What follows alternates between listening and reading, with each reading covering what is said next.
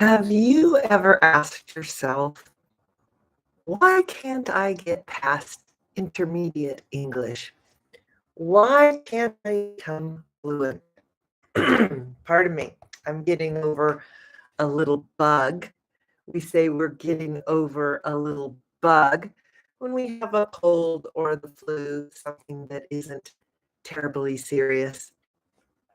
And so my voice is still a little bit different. You might hear me cough. If you've asked yourself one of these questions, why can't I get past intermediate English? Today's live video is for you.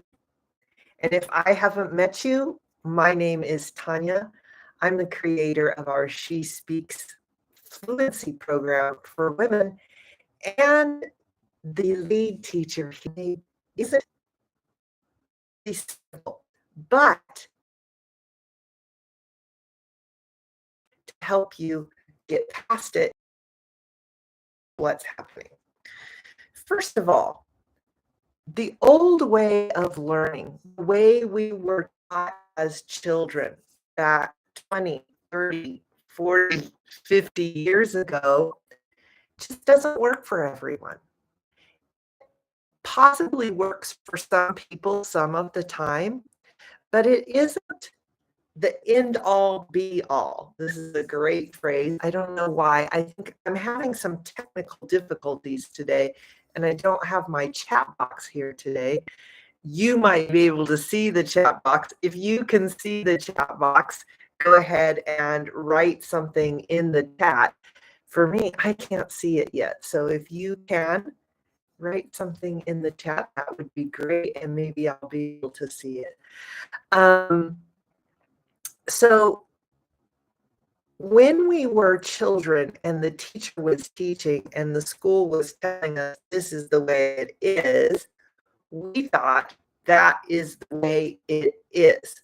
That is the end all be all, meaning that is the solution. That's how it's done. They are the professionals. They know best. And oftentimes the professionals do know best, or at least more.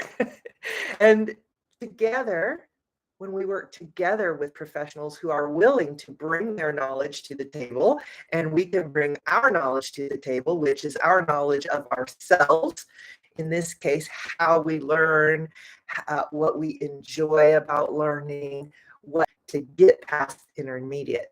And that is that if you're, we want to talk about too in just a second, then it might be time to look at doing something a little differently.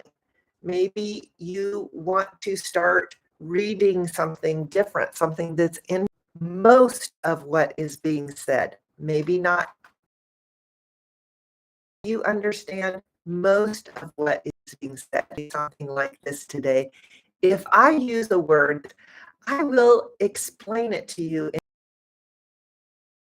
a way that you can understand so that you can get comprehensible input. There may be a number of things you need to change. And if you are looking for help with finding the best practice plan for you, I will put a link below to create the plan that works for you, because not one plan works for us. This is one of the things that keeps us stuck.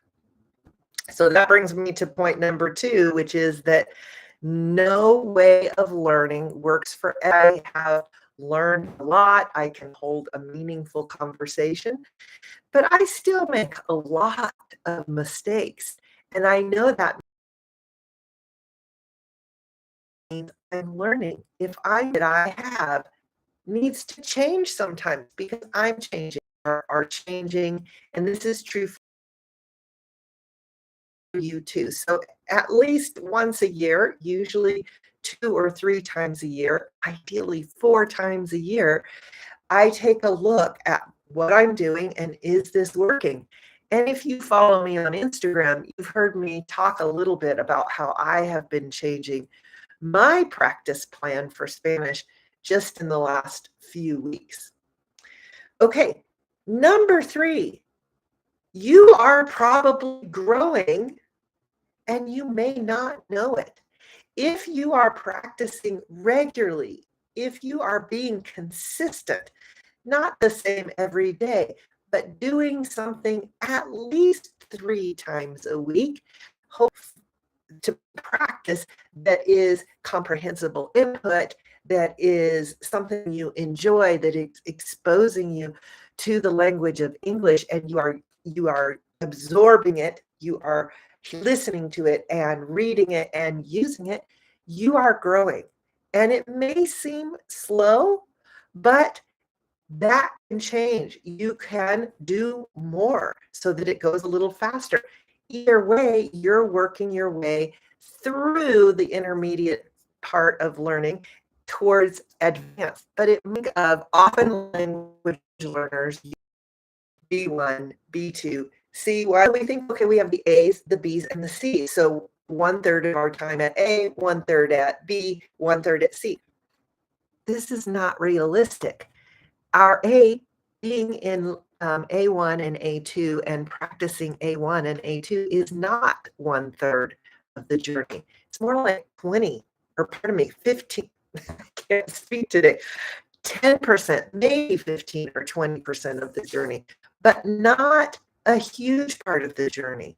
So one of the reasons this makes, remember, we were growing A1, yay, A2, yay, and it went quickly, and now we're at B1, and we'll be B1 forever. It's not forever, it's just more than the other level. And so it can feel like it's not working. So what I'd like you to start thinking about is, if I have been at B1 twice or more the time of A1 and A2, this is okay. It's working. And also maybe take the focus away from these labels and start finding ways to see your progress in other ways. So for example, for me, I don't have the book right here. I might. I'm not going to look for it right now. Not this year, 2024, but in 2023, I made a goal to read a book in Spanish at the end of 2023. My goal was to be able to read it at the end of 2023. But so I wanted to try reading, see what I could do at the beginning of the year. In January, I started reading the book, and as I kept reading, I noticed that the first chapters were difficult, but the next chapters got easier for me. So I read the whole book in, I think, about 2 months, January and February. Then when I got to the